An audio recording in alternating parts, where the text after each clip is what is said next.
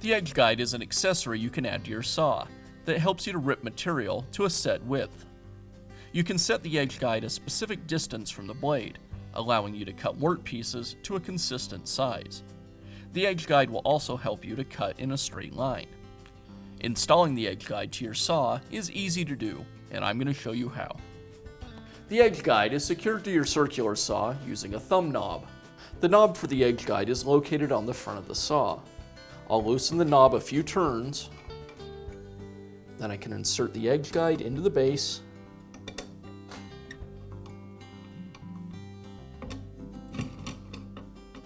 and secure it with the knob. You can use a tape measure to measure the distance from the fence to the blade and adjust it for whatever size cut you need.